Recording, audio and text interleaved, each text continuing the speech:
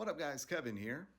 First off, thank you to Square Enix for providing me a key to Final Fantasy 16 on Xbox, playing on my Series X. Wow. Wow. Thank you. Especially since I bought this game twice already on PC and PS5. Going through it on PS5 Pro to get the Platinum. But I love this game. This is my runner up of 2023 Game of the Year for me personally. But I gotta say, first place was Trails into Reverie, but that game hasn't stuck with me like Final Fantasy 16 has. Ever beat a game that just sticks with you, even years on into the future? That's Final Fantasy 16 and Xenoblade Chronicles 3. I got to give a shout out to Xenoblade Chronicles 3, but that's a different video.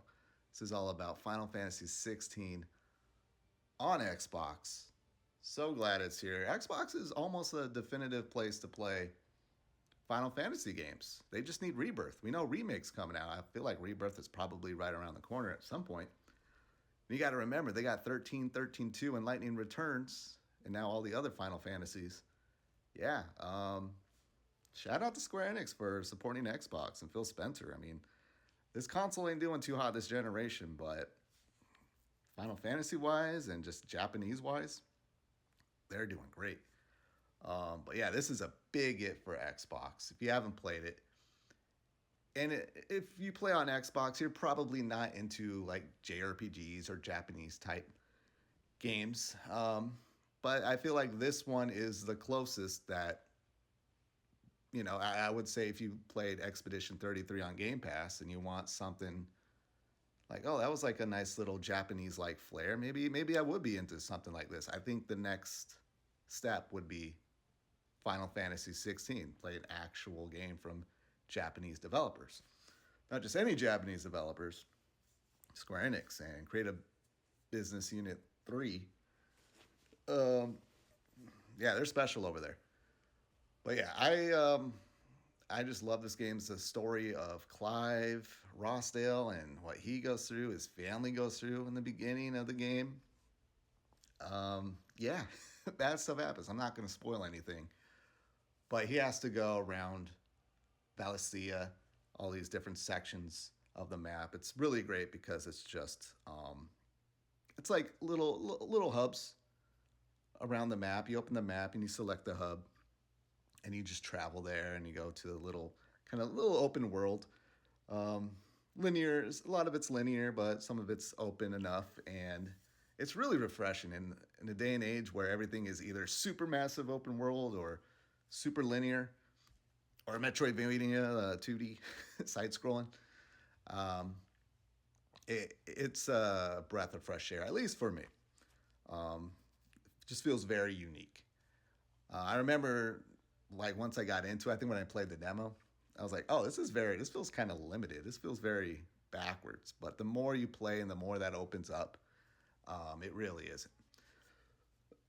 But yeah, you play as Clive Rossfield, and you just go around and you gotta take out the mother crystals, which means you gotta fight the icons, the big icon battles, which are amazing, by the way. The Titan battle, of course, is one of the best, but they're all pretty damn good. And there's like a dominant. A dominant controls the icon, and yeah, it's set up in a formulaic way. It's like, all right, you go to each mother crystal, take out the mother crystal and learn more about the world and its people. A lot of politics going on. I love it. And I realize I love this game so much is like the last year I've gotten really into reading, especially like fantasy, to the point where games are just not doing it for me anymore. And I'm just reminded of playing Final Fantasy right now. I'm like, oh, this is what I want from video games. Just a really good story, but also the gameplay is really good too, because that's why we play video games instead of reading or watching TV.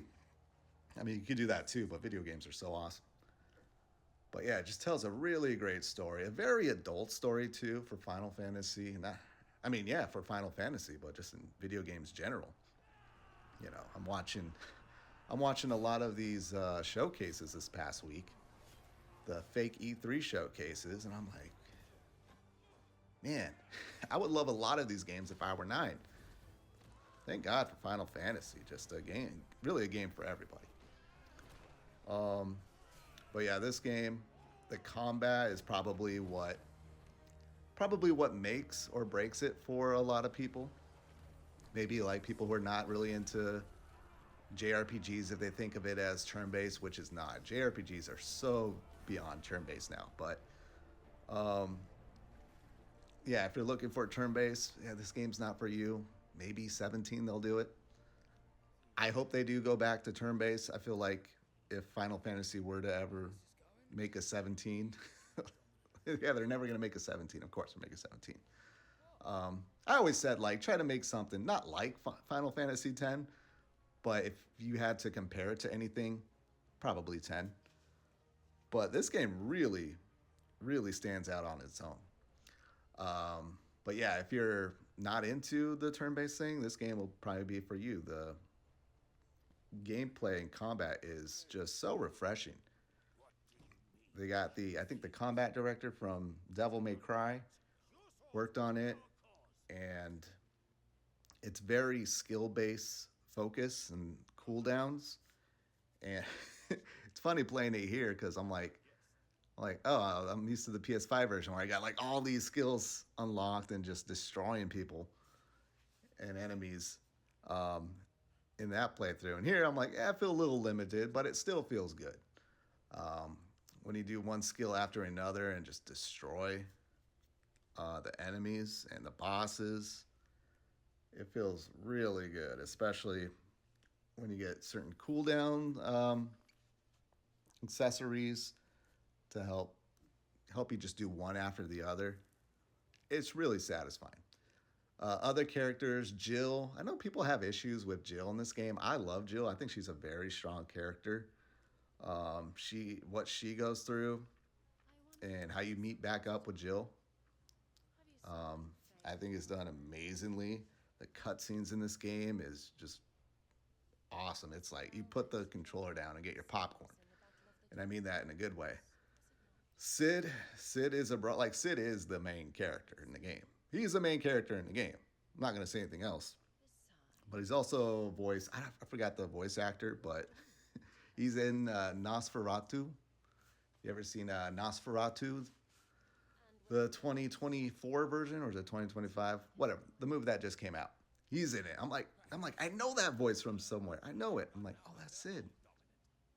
And Torgal's the best dog ever, the best boy. But yeah, I don't know what else to say about the game. Is it the definitive version? Is the Xbox a definitive version? It's a playable version for sure. If you got an Xbox, you can only play it on Xbox. Sure, I'm spoiled by the PS5 Pro and the PC, but I think this plays better than the PS5 version at launch. I remember the PS5 version. Again, that's the version I played, and that was almost my game of the year. And I'm like, screw it, it's Final Fantasy, the performance dips and everything. But yeah, this is pretty good. I can't complain too much. Um, if you want to wait for a sale, or maybe it'll come to Game Pass one day, I'm sure that'll happen. But um, yeah, this is so great to see. I love me some Final Fantasy 16.